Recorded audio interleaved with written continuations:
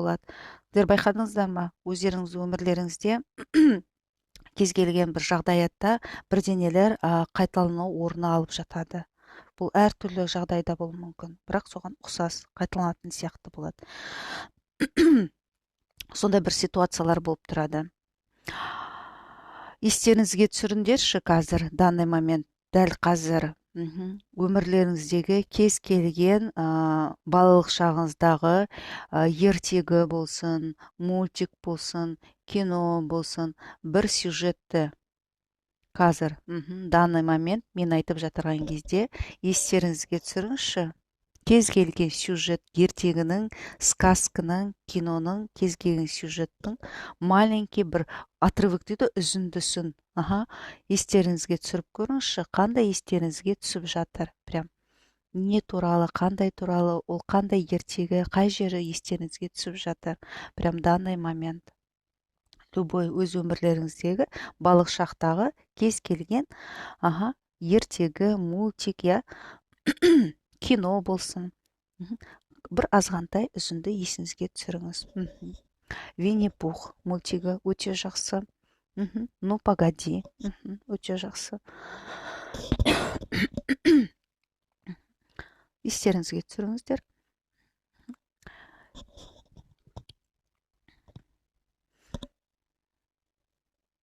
Прям балалық есте қалып қояды ғой, прям осыны балалық деген кезде прям осындай есіме түсті деген. Том и Джерри. Өте жақсы. Балалық кездегі кез келген ертегі болсын, мультфильм болсын, сказка болсын, иә. Кішкентай бір фрагментті, кішкентай бір үзіндіні естеріңізге түсіріп көріңіз. Мультик «Жалғыз қыз» дейді. Мексиканский сериал дейді. Мария Лопес дейді. Өте жақсы.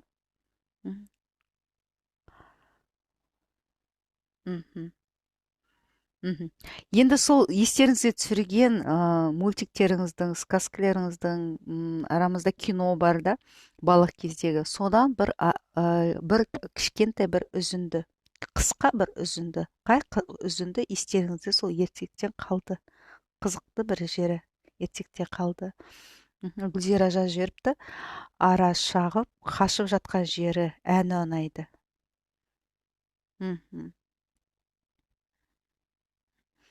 Сіздерді естеріңізге түсіріңіз. Сол жаңағы өздеріңіздің ертектеріңізден немесе сказкалеріңіздегі, мультиктеріңіздегі немесе кинодағы жаңасын есіңізге түсіріңіз. Соның ішінде қандай маленький сюжет естеріңізге түседі, қалды қызықты жері. Қоянды ұстауға шақ қалғанда қашып кететіні дейді. Өте жақсы.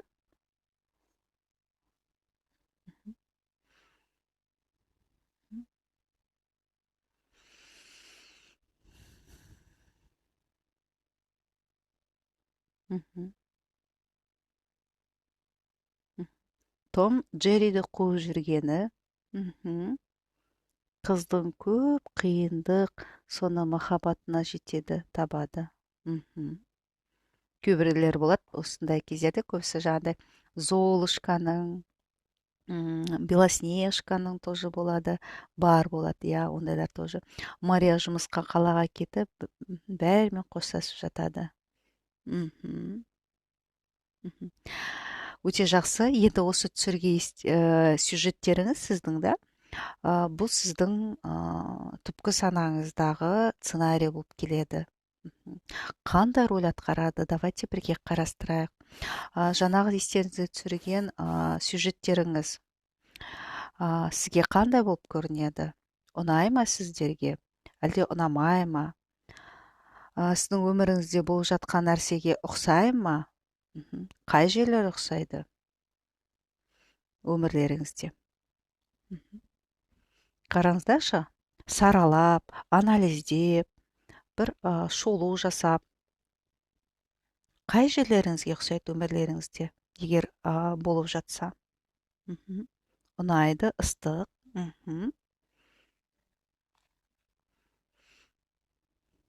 Жаңағы сендердің кішкентай үзінді сюжеттеріңіз өмірлеріңіздің қай жерлеріне ұқсайды?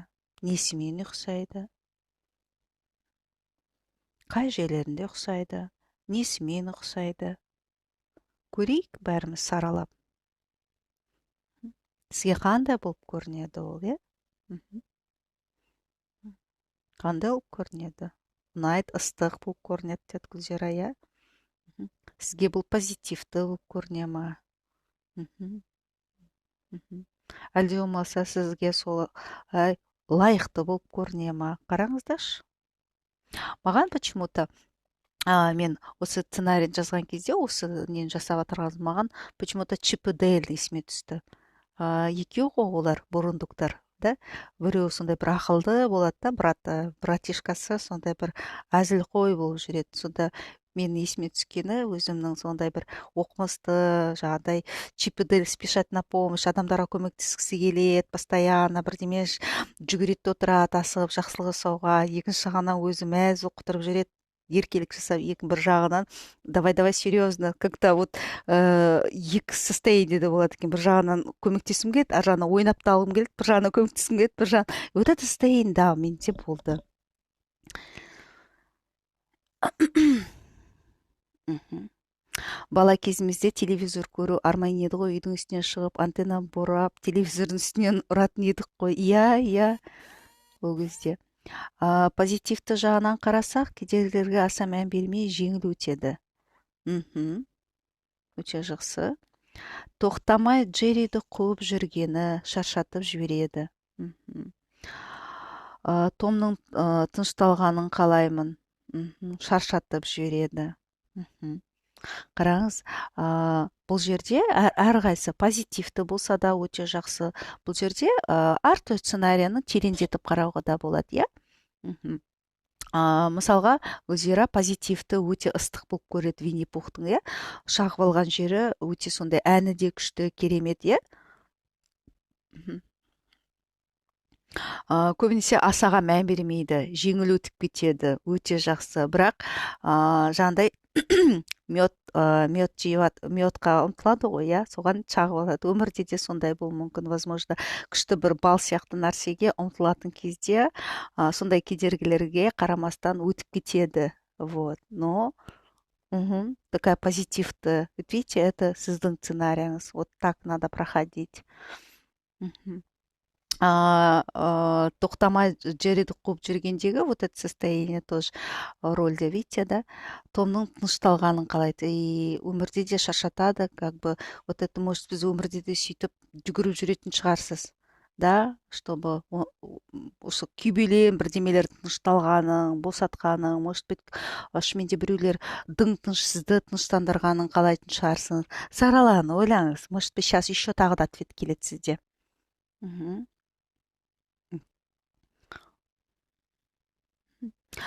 Ұнайды дейді, қарапайым қыз тігіншілік шеберлігімен көтеріліп бастық болды. Мен де мектеп кезінде сызу сабақтан жақсы едім, қазір инженер по строительству болдым. Өте жақсы, иә. И вот этот Мария Лопестің қоштасып қалай кетейін деп жатырған. То есть вот это развитие, да, вот это состояние. Хотя ол сол кезде қандай күйде болды, кетіп баратқан кезде, да? Вот есіңізге түсіріңіз сол сюжеттен. Прям қандай күйде болды? Вспоминайте, есіңізге түсіріңіз. Ол жалғыз, бірақ ештеңе қарамастан да, алдына мақсат қойып, соған қалай да жетуге кетіп бара жатыр, да, вот это состояние кетейін деп жатыр, вот. И вот это состояние очень приятное состояние. Біздің түпкі санамыздағы сценарийға байланысты, кажется, бүйтіп болып жатыр, любой жерді бүйтіп не істеп алады екен, түпкі сана жазып алады екен, сохранить етіп алады екен, понимаете, да? Вот. Галима, сәлематсыз ба? Мгм. Да, бізде чуть-чуть кешігіп бастадық. Мгм. Гардемарины вперед, Золушка, Винни-Пух. Тек қана біреу, жаңа түпкі санадан біреу шығу керек обязательно. Оның қалғандарын барын басқа рөлдерді қарастыруға болады. Қалғандарын бәрін жаңа бізде марафонда қарастырамыз. Қарған жұмыс бабында қандай рөлде, сосын жаңа жетістікке жету, байлық деген сияқты. Это потом позже будем рассматривать. Аха. Әні құлағымда үнемі тұрады дейді. Өте жақсы. Так. Так. Тема вот менің өмірімнің сценарийсы қандай қазіргі таптағы сендердің. Мгм. Мен осы мультик қарап көзіме жас келетін еді, өзімді сол мультиктегі қыз сияқты көретін едім. Вот. И это очень важно. Так. Аха. Себебі сол состояниедағы нелер біздің өмірімізде де жалғасып келеді. Осы жерден сендерге не қайталаны өмірлеріңізде сол сюжеттерге байланысты қараңыздаршы, не қайталанады өмірлеріңізде. М, Өмірлеріңізде қай жерлері ұқсайды, еще раз саралаңыздар, посмотрите, чтобы біз қазір углубленно жасау үшін. Мгм. Написать не үй тапсырмасы чатта беріліп жатыр. Бүгін демаласың да ертең беріледі үй тапсырмасы. Мы идем медленно, жаймендеп, но главное, нәтижелі болуымыз келеді. Быстро не хотим. И тез спортпен де айналыссақ, надоесть етіп кетсе, біз лақтырып кетеміз. Главное, постепенно, постоянно и часто, да. Қыз келіншектер бар ғой, арықтағысы келеді, да. 3-4 күн голодовка жасайды, сосын қойшы дейді. Так нельзя. Надо правильно питаться, но постоянно, и все. И гимнастикой заниматься. И тогда будет а, прям хорошо выглядеть. Сол сияқты мы будем медленно, потихонечку, но у нас будет бір күн сабақ, бір күн тапсырма. Вот так потихонечку будем. Сейчас, вот сейчас біз қазір сценарий жизни, менің өмірім сценарийсы қандай. Мгм. Соны біз талқылап жатырмыз. Какой мультфильм, какой что у нас сейчас есть. Мгм. Сейчас ничего не надо писать, просто вспоминайте, қандай этот не. Так, так.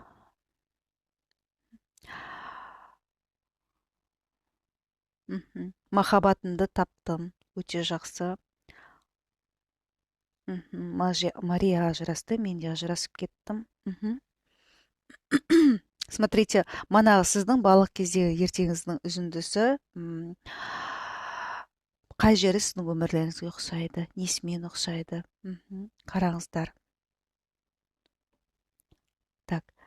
Галима, пока нет. Біз уже бастап кеттік. Пока слушайте нас, какие что есть. Эфир сақтаймын, и вы можете посмотреть. Біздер уже бастап кеттік, я уже 27 минут. Чуть-чуть опоздаем өткіздім, чтобы все собрались. Оның ортасында жаңа мана супервизия өткізіп жатыр едім ғой. И чуть-чуть сәл кешігіп келдім. Мгм.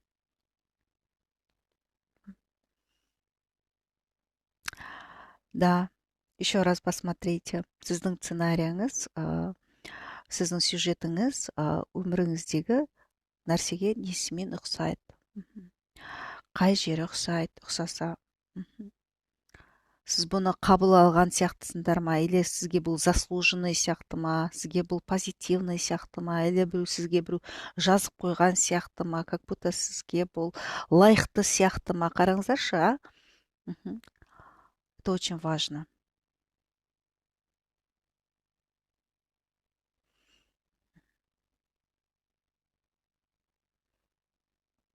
Обязательно сценарий жазасыңдар, это очень важно. Только бүгін емес, жаймен деп жасаймыз. Мгм. Ара шаққанда жеңіл қабылдап, өмірде мән бермеуге тырысып, мгм, жүруге тырысамын. Аха. Мгм. Өте жақсы. Мгм. Қараңыздар еще. Мгм. Өмірлеріңізге мгм, қалай ұқсайды? Бұл сюжет сіздің өмірлеріңізге несімен ұқсайды? Қай жерлерінде ұқсастық бар өмірлеріңізде, иә? Сіздің өміріңізге ұқсайтын болса, несімен ұқсайды? Мгм. Өзімді жалғыз сезінуім, тез есейгенім ұқсайды. Мгм. Өте жақсы.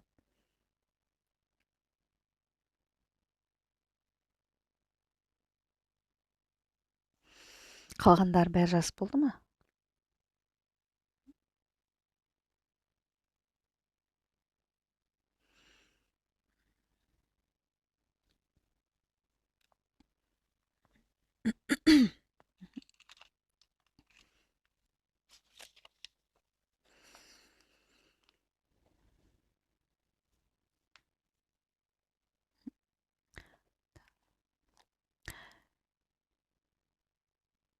Мен өзім қоян жылғымын. Қоян құсап, ұшып, қонып, зыпылдап жүремін. Мгм. Қараңыз, манағы сюжет сіздің, өрік қараңыз, манағы сюжет сіздің өміріңіздің қай жерімен ұқсайды, егер ұқсайтын болса. Мгм. Манағы сюжет, ну, погоди болды да. Қай жеріне ұқсайды, егер сіздің өміріңізге ұқсайтын болса, несімен ұқсайтын болды да, еще тағы басқа. Өте жақсы. Жыпылдап жүрем, тез жаңағыдай, тез тез тез шапшаң қозғаламын. Это очень хорошо. А еще там несімен ұқсайды.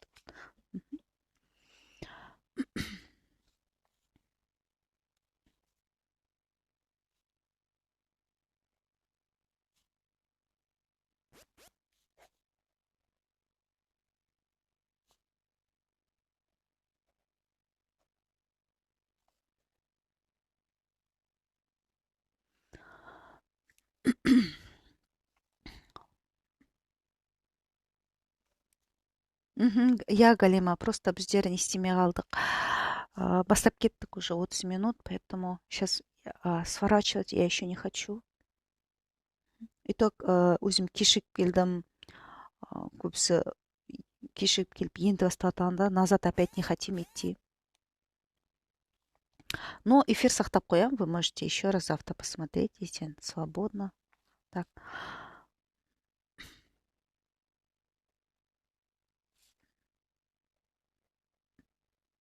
Хорошо, барлықтарыңыз егер болсаңыздар, қараңыздар, осы сюжеттің ішінде сіздің ұнамайтын тұстары қандай? Что вы хотели бы изменить? Өзгертер едіңіз, егер. Өткен шақ, қазір болса, не өзгертер едіңіздер? Не ұнамайды?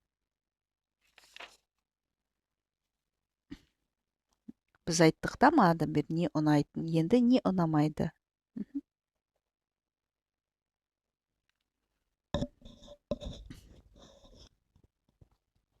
Рахмет, Галима, я эфир сохранить етіп қоям. Любое время можете смотреть.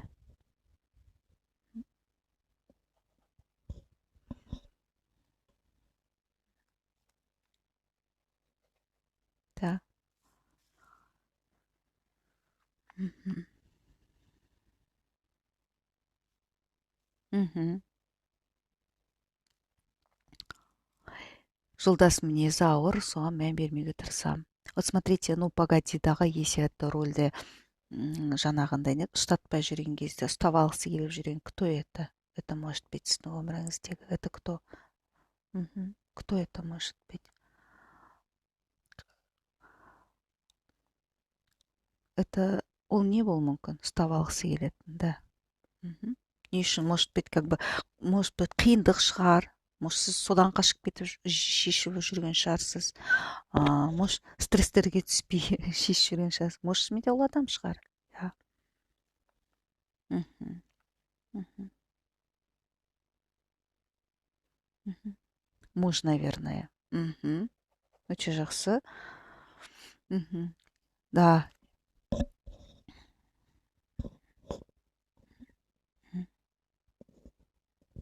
Может, сіз как вот сюжет дегенде, как муж, ол сізді ұстап алғысы келеді, а сіз оның мән бергіңіз келмейді. Вот подумайте, не үшін ол сізді ұстап алғысы келеді? Может, что-то доказать хочет, может, бірдеме сізге доказать ете алмай жүр ма? Может, шынымен сізге бірдемені көрсете алмай жүр ма? Әлде өзінің мықты екенін білдірткісі келіп жүр ма? Не үшін сіз одан қашып жүрсіз? Не үшін? Вот байқап көріңіз. Мультикте это понятно, это волк. А біздің түпкі санамызда біз не үшін қашып жүрміз? Вот не үшін? Оны шаршатпау үшін ба? Или там бірдемені сезбеу үшін ба? Қараңыздар. Это очень важно.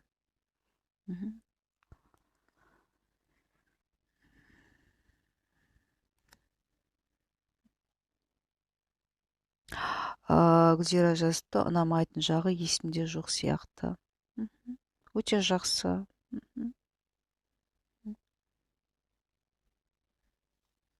Это, знаете, да, маған мынандай этот не келіп жатыр, да? Когда вот про этот сюжет там медқа мінеді ғой Гүлзира, и тут ара шағып алады да, да, и Винни вообще сладости любит, да, жақсы көреді. И сол үшін ол арпалысып жаңағы неге өрмелеп шығады. Қалай да сол қол жеткізу үшін. Но раунд шағып алады, понимаете, и все равно такой позитивный, да. И вот не кажется ли, что это сіздің өміріңізде де вот бірдемеге қол жеткіземін деген кезде сіз вот понимаете, да, өз бір анандай жолмен через тяжелый труд тоже преодолею деген сияқты, вот через труд. И соған қарамастан жаңа шағып алады ғой, стресстер болғанда да мән бермей шығып кетесіз. Смотрите, ұқсамай ма это? Смотрите это сіздің ситуацияңызға. Өмірдің бір қалыпты күнделікті қайталанып келе беретініне дейді. Смотрите, ол не нәрсе бір қалыпты күнделікті, это непонятно. Бір қалыпты не қайталана береді, именно конкретно. Вот что именно қайталана береді? Из какой сюжеттен, посмотрите. Жалғыздыққа берілмей, өзіме достар табуға тырысып, жалғыздықтан шығар едім. Өте жақсы. Жалғыздыққа берілмей, өзіме достар табуға шығады. Вот это именно сіз не істер едіңіз деген жауапты жазып қойыңыздар. Это сіздердің қазіргі шақтағы болашаққа қарай жетуге жасау керек жауаптарыңыз.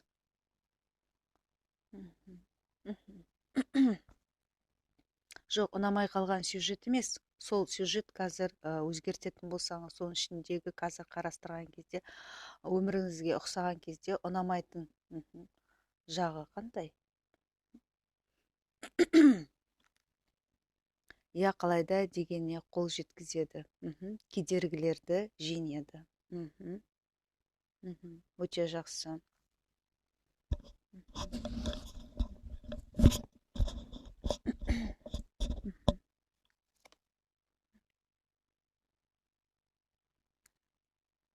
Если Винни Пухтағындай ситуацияда, оны вообще шағып алмаса, да? Вот это Винни Пухтың кетіп құлап қалғанда сюжетін помните, да? Вот. Тоже интересный.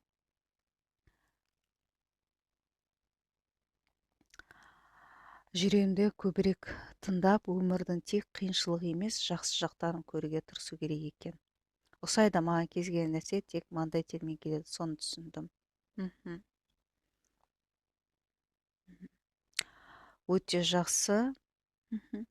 Бұл ситуациядан біздер түпкі санамыздағы нәрсе не біздің өмірімізде болатын және көрсететін, соны біздер жаңа анықтап жатырмыз. Барлық сценарийдің бәрін полностью невозможно, бір сабақта, бірақ жаймендеп жүргізе берсек, потихонечку ашыла беруге болады.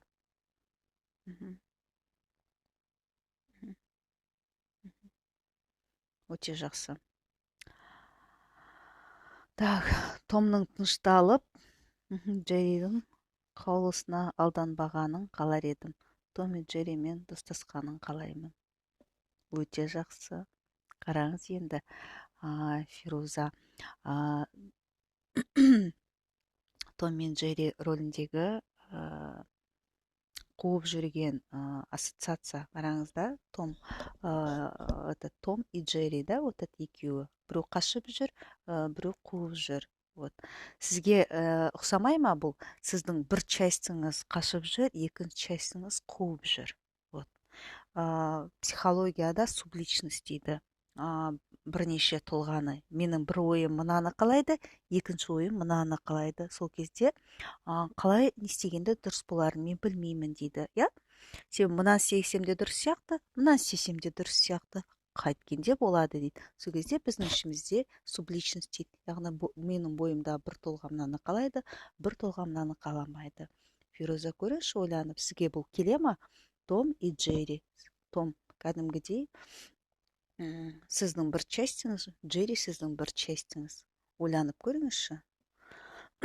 Екеуін достасқанын қалайсыз, между прочим. Сіздің өзіңіздің тұлғаңыздың ішінде прям гармония болған, екеуі бір ауызбіршілікте болған.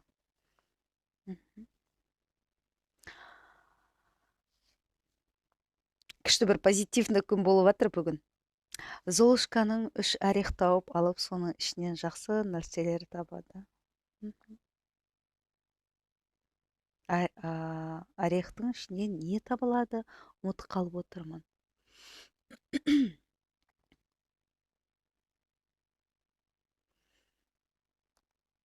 Үш орех тауып алып. Мгм. Ну, вот это сюжет я не помню, конечно, потому что тірк айта алмаймын, но сіз тыңдап отырып айта аламын.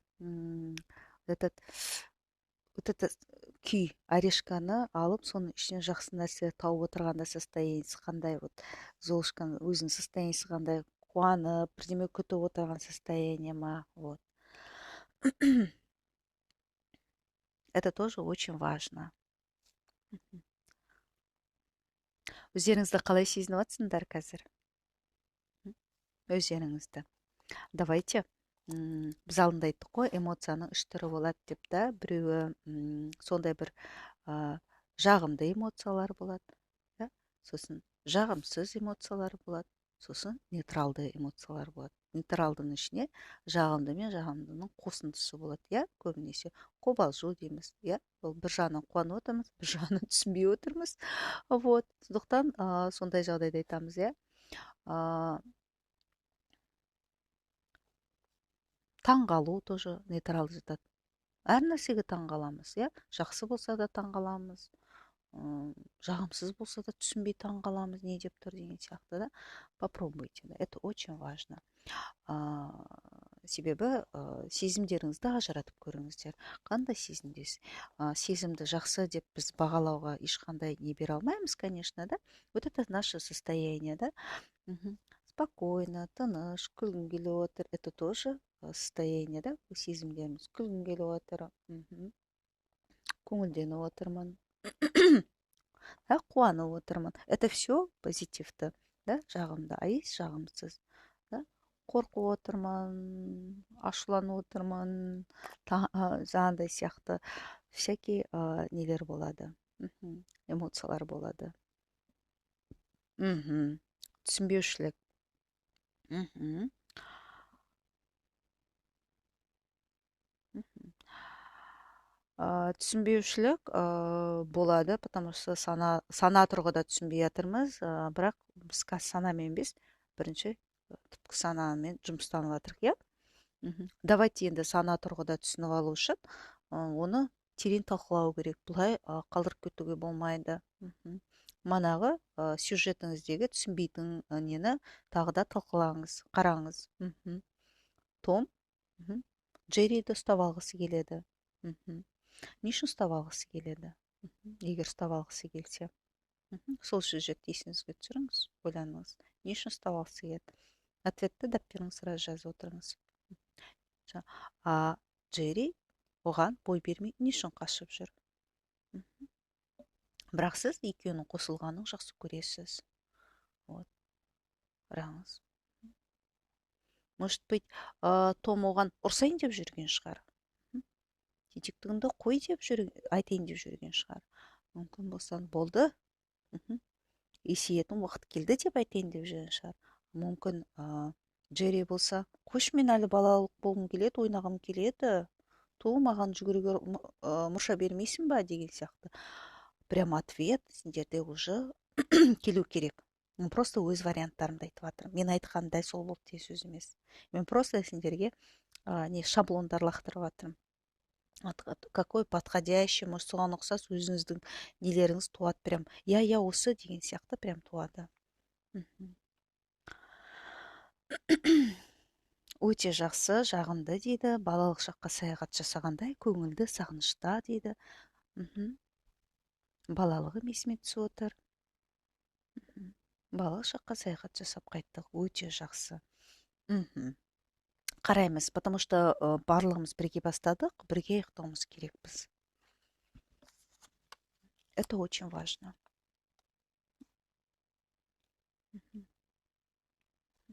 У кого вот такой түсінбеушілік сезім болып қалды, обязательно жазыңыздар. Потому что, чтобы түсінушілік сезіммен кеткендерің жақсы, желательно. Потому что ляп как попало өткізіп жатырған жоқпын ғой мен мына жерде, правильно же? Чтобы хотя бы бірдеме состояние, бір өзгеріс, бір пайдасы болатын нәрселер беру мақсатта өткізіп жатырмын. Сондықтан түсінбеген нәрсе болса, қысылмаймыз, ұялмаймыз, сұраймыз. Өзіміз, артық адам жоқ.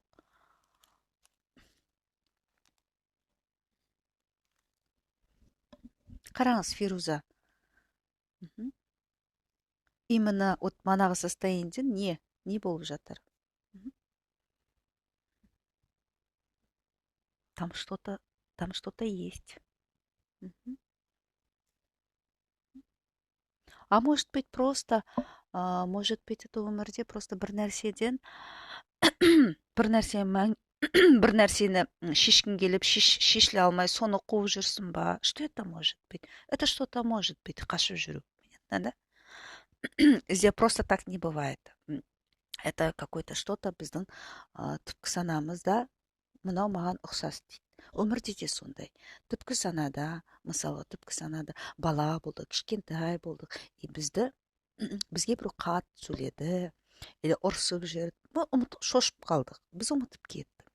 Есейдік, есейгеннен кейін күшті бұл өмір сүріп жатырмыз, бірақ кенеттен аяқ астынан қатты дауыс шыққан кезде денеміз дір ете қалады. И біз ондай болды түсінбейміз. Да? А потом түсінбейміз.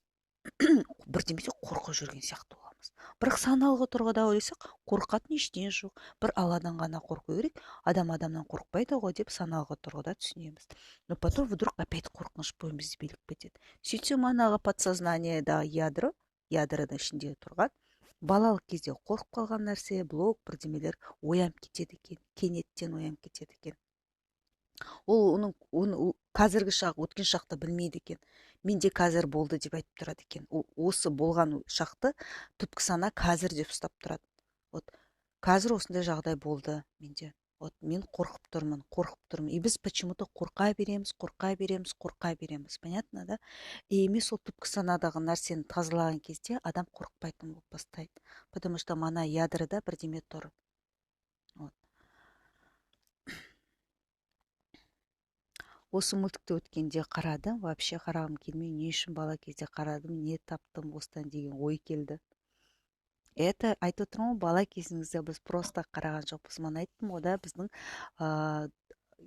өмірге келгенде алғашқы родовой предписание вот сценариямыз болады.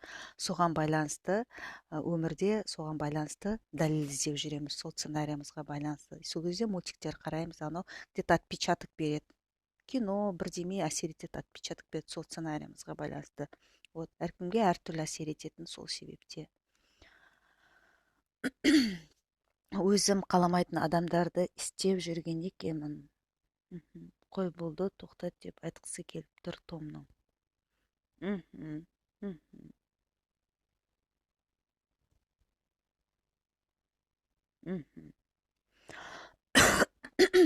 Өте жақсы, Фируза.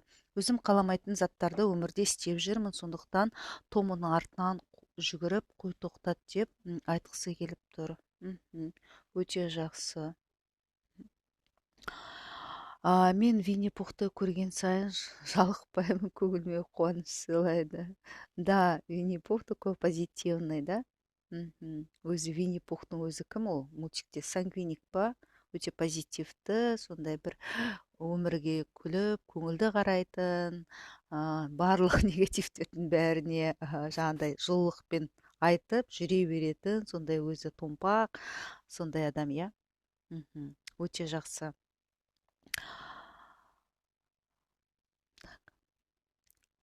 Бүгінгі сабақ сендерге ұнады ма? Бүгінгі сабақтан бірдеме түсіне алдыңыздар ма өздеріңізге? Пайдасы болды ма?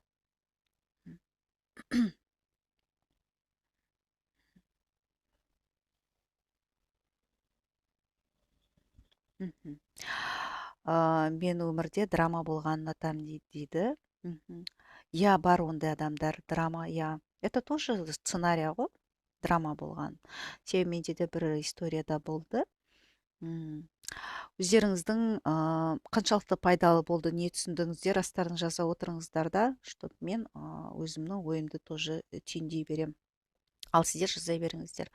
Мысалы менде тоже бір кім болды, бір қыз болды, и ол менен как раз не өтіп жатты, интенсив өтіп жатты ол кезде.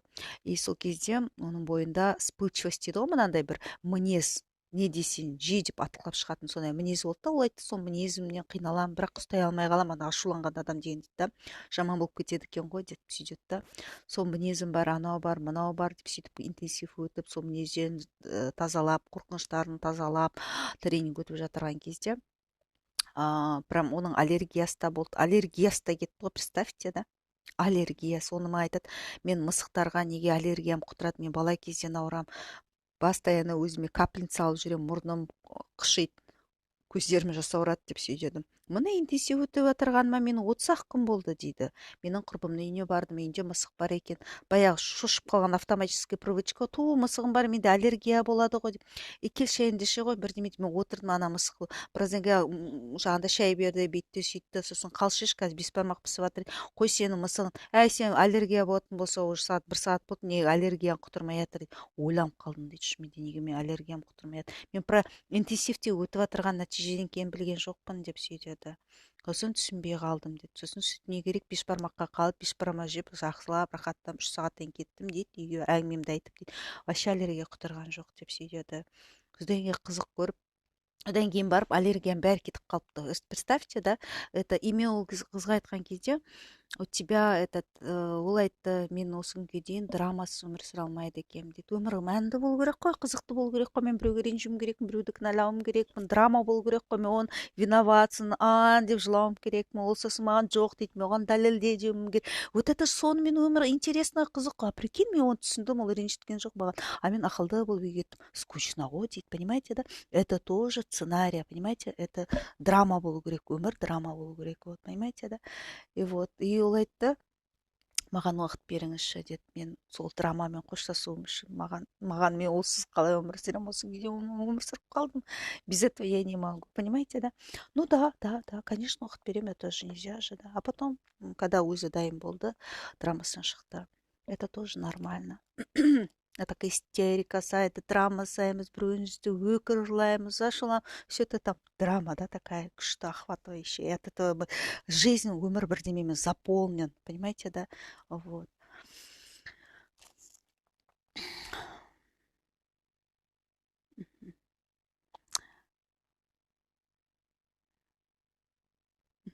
Иә, балық шақтағы кино, мультиктер өте жақсы. Балалық кезімде қиялым ұшқыр, арманым асқақ болды. Оның 70% орындалған сияқты, тек позитивті жағым азайып кеткен сияқты. Мгм. Мгм. Хорошо. Өте жақсы. Мгм. Қараңыздар. Мгм. Вы можете все это состояние сіздің өзіңіздің қандай жолмен келе жатырғаныңызды, өміріңізде не болып жатырғанын, не нәрсеге мән бермей жатырғаныңызды, не нәрсені өзгерту керектігін сіздер қазір түсініп жатсыздар бұл ситуациядан да. Сол себептен бұл жерде сендер білулеріңізге болады, именно қандай сценариймен мен қалай жеткенімді, қалай келе жатырғанымды. Енді алда уақытта өздеріңіздің өмірлерің жақсы болу үшін алда уақытта не істеу керек, қай жаққа қарай қозғалу керек, нені істемеу керек, ал нені бастау керек, нені қолға алу керек екен сияқты сұрақтарыңызға жауаптарыңызды міндетті түрде жұмыс дәптерлеріңізге жазып қойыңыздар. Бұл что написано пером дейді, того не вырубишь топором дейді, яғни тасқа жазылған нәрсе тасқа жазылғандағындай біздің санамызда да із қалады екен. Осындай қалай да бастау, біз ұйықтаймыз, тұрамыз, ойымыз бізге түрткі беріп тұрады. Ертең баста, арғы баста бастамасақ та бізге бір уақытты тауып бастап кетуімізге, жағдай жасауымызға, есімізде бір напоминание сияқты тұруға өте жақсы қолайлы мүмкіндіктің бірі болып табылады. Өзімде басқа жақтарымды көріп бастағандаймын. Өте жақсы. Олай болса, сендердің айтатындарыңыз бар ма? Қандай сезіммен қазір сендер осы сабақтан шығып шығасыздар. Осы сабақты аяқтайсыңдар. Осы сабақтан қандай сезіммен шығасыңдар? Осы сабақтан, бүгінгі осы сабағымыздан. Менің сұрағым бар еді. Біздің көзіміздегі телевизордан жаман заттар болмады, ал қазіргі балдардың көретіні, ойнайтыны атыс ойын. Олар өскенде қандай алып шығады? Это опасно. Да, это очень опасно. Дұрыс айтасыз. Желательно қараттырмаған жақсы балаларға. Біздің үйдің отағасы телевизор дегенді айырып тастады. Әдемілік үшін жарда тұр, бірақ ол телевизор қосылмайды. Вот. Енді балалардың сотық планшеттерін ғана жұлып алып отыр қайта-қайта. Азғантай уақытқа береді. Азғантай уақытқа 45 бір сағат болды. Сосын жұлып алып отыр. Уже кітап оқып отыр. Жаңағыдай түсінгендерін айтады. Ертегілер оқы. Вот. Поэтому балалар қазір көп занимать ету керек. Миларын бұлшырақтарын қозғағысы келмейді. Кішкене оқығанға шаршап қала береді, уже жалқау болып баратыр. Поэтому это очень важно, влиять етеді. Дұрыс айтасыңдар. Телевизордың бәрі, любой даже оның ішінде рекламада да, оказывается, балалардың санасына негативті болып влиять етеді екен. Так. Сұрақ бар ма? Басқа сұрақтарыңыз бар ма?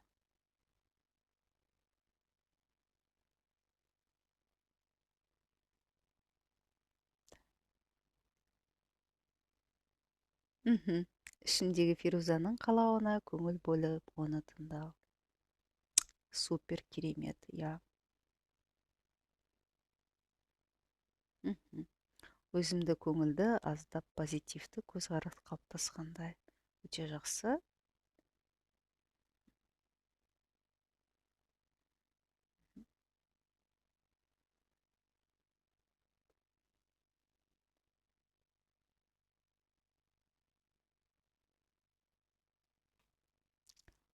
Басқа сұрақтарыңыз бар ма?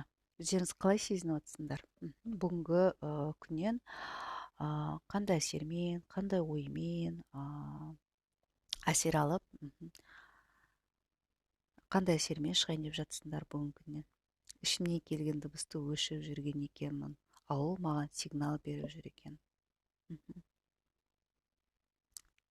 Да, біздер көбінесе сол ішкі түйсікке көп назар беруіміз керек. Сол себептен адам баласы бар ғой, мынандай бір табиғатқа шығып, мына тыныш жерлерге оңашалану, картинкасын қойып, судың әдемі болып, жаңағы толқынның толқынға соққан құстардың дыбысын табиғатпен жаңағыдай үндесіп, ішкі әуенін тыңдап, или болмаса домбыра тартып, сол өте полезно, потому что сол арқылы біз ішкі түйсігіміздің айтып тұрған әр тербелісін тыңдап тұрады екенбіз. Біз қателеспейміз, біз дұрыс жолды табамыз, дұрыс жолда боламыз. Даже біздің бар кез келген ситуация, стресс болсын, не болсын, қалай шығу екенін біліп отырамыз. Это очень важно. Это өте маңызды. Вот. Потому что таңертең қала, машина, жұмыс, сотка дыңылдап отырған, ана жақта адамдар, мына жақта адамдар, у-шу, демалмайды ешқашан. Сондықтан біз ішкі түйсігімізді бізге естуге қиын болады, өте қиын болады. Сондықтан көбінесе мына жер үйде, ауылды жерде өте жақсы. Өзім ауыл жер жақсы көремін. Бәрі ұйықтаған кез тып-тыныш, тапшаңдап, просто отырып, демалып отырған өзі қандай керемет, иә. Тынышталған кезде, машина қаланың бәрі тоқтаған кезде, бәрі түнгі ұйқыға батқан кезде, тып-тыныш, менің ойым болды, басқа ештеңе жоқ, өзімді ғана ести аламын. Ішімнен келген дыбыстарды, иә, түсініксіз бір сезім бар. Вот сол түсініксіз сезімді ажыратып көріңіз, Қадиша. Қандай түсініксіз сезім ол? Түсініксіз сезім. Ажырату керек. Ажырату керек, понятно, да? Иә, ажырату керек. Яғни мына екі жіптен бетінен жабысып қалған кезде, түсінбейтін мына қалың жіп па деп тұрамыз ғой, иә? Соны ажыратамыз. Мына көк жіп екен, мына сары жіп екен деген сияқты. Вот это ажыратамыз. Вот.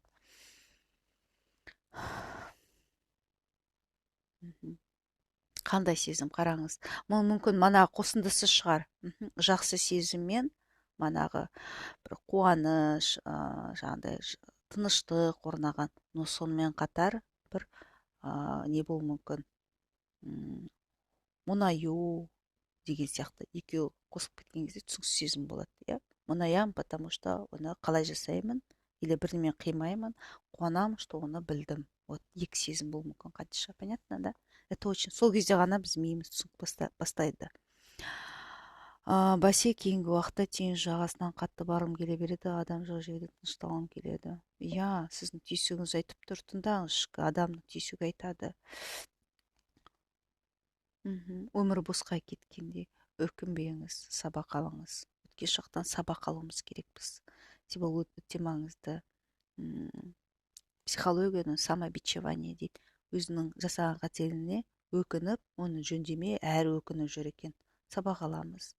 Балалар, мысалы бала кезімізде бірдеме бүлдіріп алсақ не істейміз? Мамам келгенше дейін ыдыс-аяқ жуып бәрін бүлдіріп қояйын, ана сынған тәрелкені көрсетпей тығып қояйық дейміз. И күшті қылып жинап қоямыз. Понятно, да? Сол сияқты этот не біз не істейміз? Алдын аламыз. Жөндеу. Ешқашан ештеңе кеш емес. Вот. Ал өкіне берсек, біз өзімізді езіп жатырмыз, мәссаған езіп жатырмыз. Понятно, да? Вот. Поэтому өкінбеңіздер. Просто действие, әрекет етіңіз. Сол кезде өкініштеріңіз кетеді, сіздердің өкініштеріңіз. Так, психология бәріне керек екен, жақсы сезімден басқа планетада жүрген сияқты сізбен бірге өмірім өзгеретінін сезіп жүрмін. Рахмет, барлық жақсылыққа болсын. Не істегім келген нәрсені жасамай еріншектік басым. Мұнаю.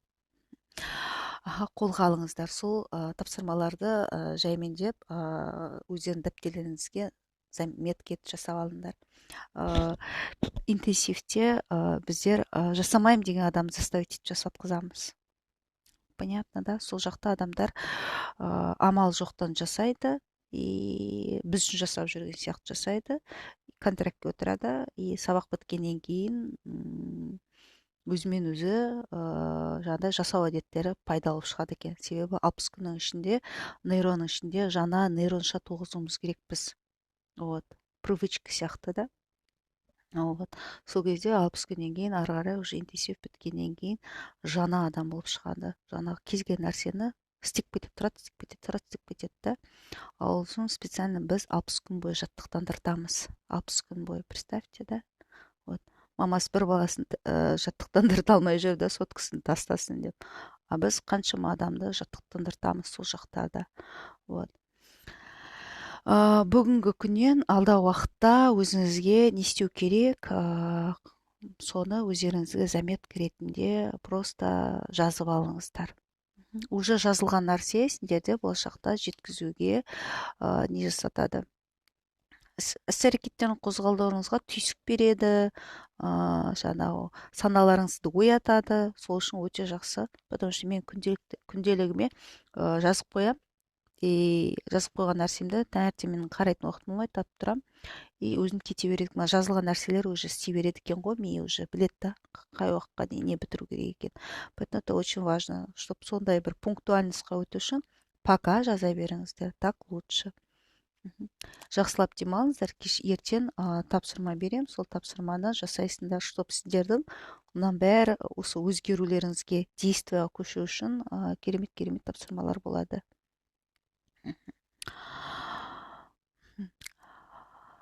Бүгінгі сабағымызды аяқтаймыз. Барлықтарыңызға көп рахмет айтам. Сендермен болғаныма өте ризамын. Сендер сияқты тамаша жандарға өздерінің өмірлеріне немқұрайлықпен қарамай, маған сенім артып, осындай тренингке қатысып жатқандарыңызға көп алғысымды білдіремін. Айтпақшы, ертең сағат 10:30 жазып жіберемін. Ұтыс сандарын ойнатамын эфирде, жазам, айтам аралада. Бүгін жақсы жатып, ертең жақсы жеңіл оянуларыңызды тілеймін. Бүгінгі сабақ аяқтаймыз. Олай болса, 10 деген белгіні басып шығыңыздар, что мен ешкімді тастап кеткен жоқпын, ешкім сұрағын қалдырусыз қалған жоқпын. Сабақ аяқтауға барлықтарыңыз жақсы демалуға дайынсыңдар. 10 деген санды басып кетіңіздер.